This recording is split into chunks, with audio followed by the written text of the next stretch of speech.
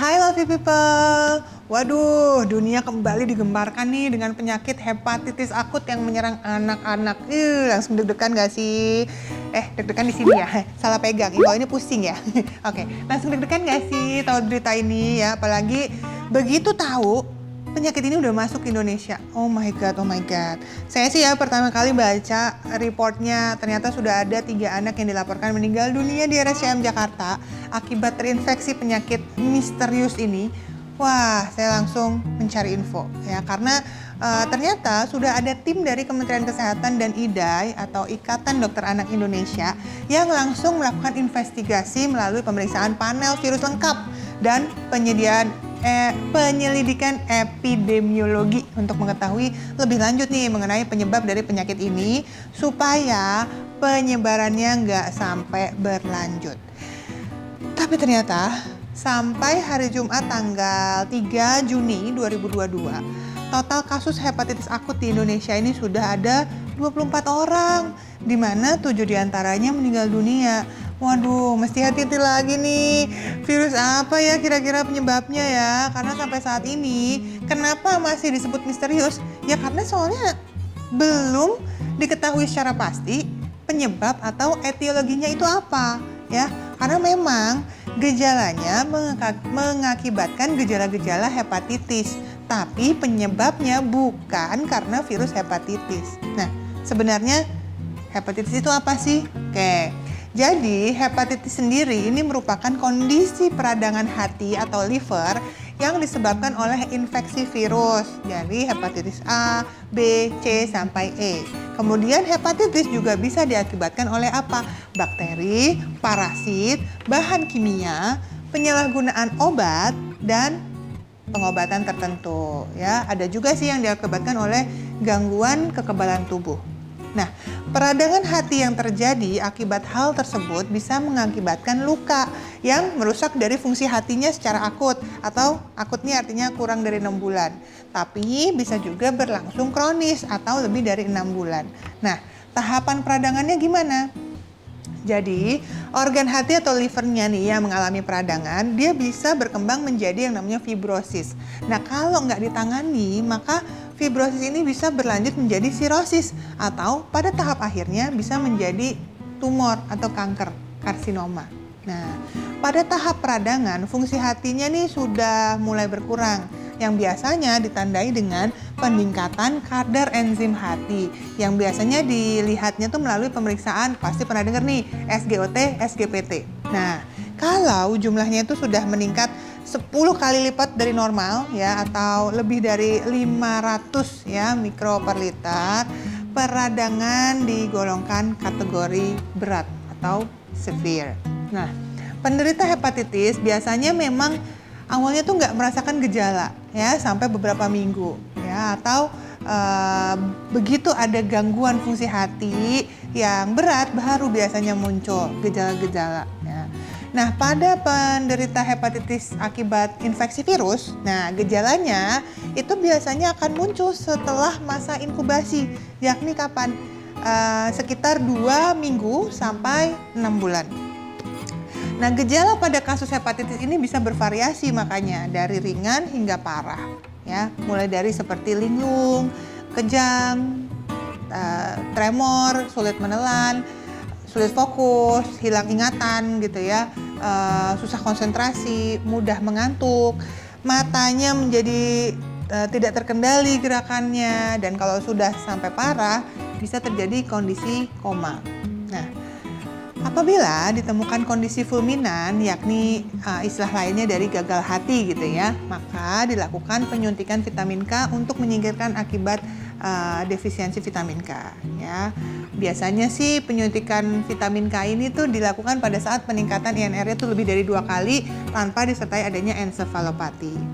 Tapi ada juga sih gejala umum lainnya nih kalau sampai terinfeksi, yakni mual muntah, mudah lelah, terus kalau sudah lanjut fesesnya berwarna pucat, urinnya jadi gelap seperti teh gitu ya warnanya ya.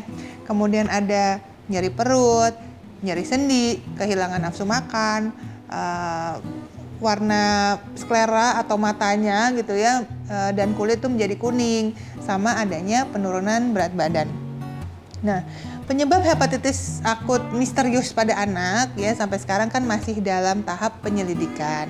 Nah, sedihnya di Inggris itu sudah ada 163 kasus hepatitis akut misterius ini yang sudah diidentifikasi. Dan di sana 11 anak ini sudah menerima transplantasi hati. Dan kasus semacam ini pun sudah terdeteksi di 20 negara di seluruh dunia dengan hampir 300 anak yang terkena dampak penyebarannya. Nah, hingga saat ini para ilmuwan menduga penyebab yang paling mungkin ya dari hepatitis akut misterius ini adalah penyebaran adenovirus atau keluarga virus yang memiliki inang vertebrata dan termasuk golongan virus DNA familinya Adenoviridae. Virus ini bentuknya icosahedral dengan diameter virionnya itu kecil, jadi sekitar 70 hingga 100 nanometer dan genomnya 36 sampai 38 kb. Nah, sampel analisis genetiknya dari beberapa anak menyatakan adanya temuan jenis virus yang disebutnya AAV2 ya. Tetapi biasanya jenis virus ini tidak menyebabkan penyakit. Makanya hingga kini para ilmuwan masih meneliti jenis virusnya adalah adenovirus tipe F41. Penyebaran dan penularan hepatitis akut ini dimungkinkan melalui fekal oral atau makanan, minuman terkontaminasi yang dikonsumsi oleh penderita. Ya. Berdasarkan WHO, ada 3 klasifikasi kasus hepatitis akut berat yang terjadi di berbagai negara. Ya. Klasifikasi pertama yaitu kasus yang terkonfirmasi. Ya. Klasifikasi ini terjadi karena memang sampai sekarang dunia kan belum tahu nih dengan pasti apa penyebab merebaknya si penyakit hepatitis ini. Mungkin ada perubahan pada adenovirusnya, adanya virus-virus lain yang sama-sama berperan menimbulkan penyakit. Faktor lain nih misalnya ada toksin atau racun gitu ya, penyebaran makanan atau aspek lingkungan atau kondisi tertentu pada pasien yang terkena penyakit ini yang memungkinkan adanya peningkatan kerentanan kepekaan pada anak-anak sesudah relatif rendahnya sirkulasi adenovirus selama pandemi COVID-19. Nah, terus ada kasus yang klasifikasi kedua, yaitu probable. Klasifikasi ini merujuk pada pasien yang menunjukkan gejala hepatitis akut tanpa adanya virus hepatitis A sampai E. Kemudian ada klasifikasi yang ketiga, yaitu epilink atau adanya hubungan epidemiologi.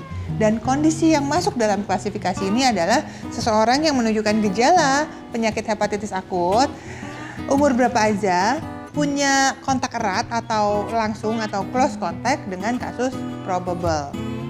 Nah, untuk mendiagnosis hepatitis ini tentunya perlu dilakukan anamnesis ya atau tanya jawab tentang gejala dan riwayat kesehatan pasien. Kemudian dilanjutkan dengan adanya pemeriksaan fisik.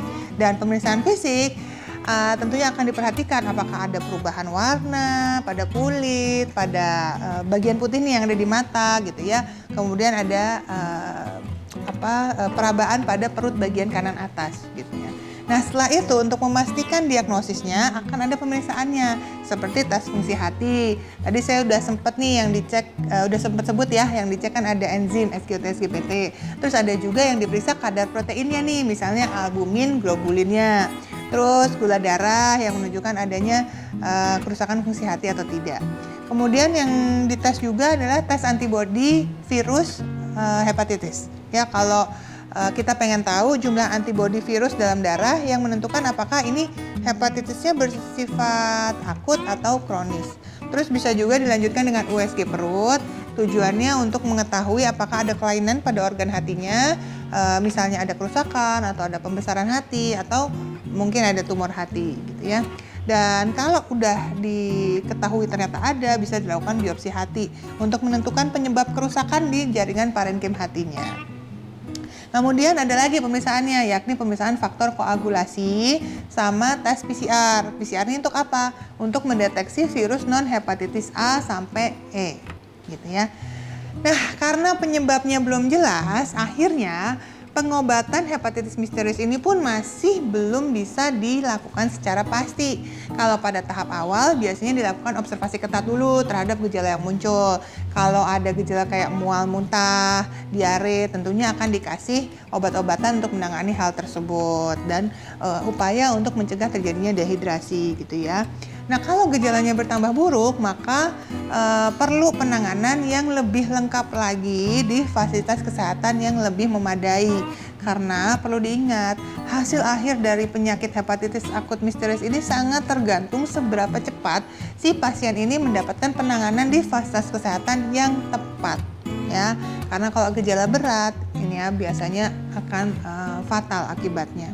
Nah, dalam hal penanganan hepatitis misterius ini, sebaiknya yang diperhatikan adalah waspada terhadap gejala awal hepatitis akut yang bisa menyerang. Karena kan bisa menyerang saluran pencernaan yang diikuti dengan demam ringan. Dan segera bawa anak ke fasilitas kesehatan terdekat ya, sebelum adanya gejala lanjutan ya.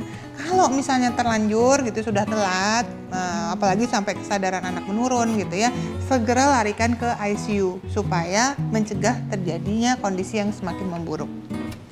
Nah, selain melakukan deteksi dini, yang paling penting kan ya lovely people adalah menghindari penularan hepatitis misterius ini pada anak. Jadi, yang paling penting adalah langkah-langkah pencegahannya. Pertama, cuci tangan. Wah, hal ini penting sekali karena untuk mencegah penularan kuman atau virus penyebabnya. Ya, tangan tuh kan seringkali jadi media sarana transportasi berbagai kuman penyakit ya. Dari tangan soalnya bisa aja kuman-kuman itu pindah ke mata, ke hidung, ke mulut gitu ya. Makanya penting sekali mencuci tangan ya sesering mungkin kalau kita habis pegang-pegang barang-barang, benda-benda yang ada di tempat umum. Kemudian yang kedua, minum air bersih dan matang. Karena umumnya nih kalau kita lihat dari virus penyebab hepatitis E ya, ini kan bisa ditemukan pada air yang terkontaminasi. Untuk itu pastikan mengkonsumsi air yang higienis dan matang ya. Kemudian yang ketiga, makanannya juga harus bersih, higienis. Kalau ini kita bisa lihat dari virus hepatitis A ya, kebanyakan kan ditularkan melalui oral ya atau mulut ya pada saat kita mengkonsumsi makanan yang ternyata dia terkontaminasi virus. Jadi kalau kita pergi keluar, makan makanan yang disediakan di luar rumah itu pastikan dalam kondisi yang bersih dan matang seutuhnya. Ya. Kemudian hati-hati karena bisa ditemukan pada limbah. Virus-virus tersebut bisa aja terdapat di tinja atau popok sekali pakai gitu ya yang dibuang tidak pada tempatnya. Dan hati-hati pada lingkungan yang memang tercemar oleh feses dan urin pada orang-orang yang ternyata terinfeksi ya, hati-hati. Kemudian ketika kita berada di luar ruangan dan ingin makan di tempat umum juga pastikan alat makannya ya harus bersih, steril, higienis. Jadi bukan cuma makanan minumannya, alat makannya, piring sendok garpunya, semuanya dipastikan bersih. Karena kan bisa tertular dari droplets yang kalau alat makannya itu tidak steril gitu ya. Dan pastikan memakai masker. Dan ini juga wajib ya pada anak-anak. Ingat nih, karena penularannya bisa lebih banyak ditemukan ini sampai sejauh ini ya pada anak-anak, maka anak-anak harus dipastikan memakai masker dengan baik dan benar ya. Makanya karena mencegah lebih baik daripada mengobati, tentunya dianjurkan nih bagi semua orang tua dan anak-anak untuk tetap menerapkan protokol kesehatan karena tidak hanya bermanfaat untuk mencegah penyakit COVID-19 ternyata ya, tapi sangat bermanfaat untuk mencegah penyebaran berbagai macam virus dan bakteri penyebab penyakit lainnya. Itu tadi seputar hepatitis akut misterius. Semoga kita semua tetap diberikan kesehatan, perlindungan, dan umur yang panjang dan terhindar dari penyakit-penyakit yang berbahaya tersebut. Terima kasih lovely people, salam sehat.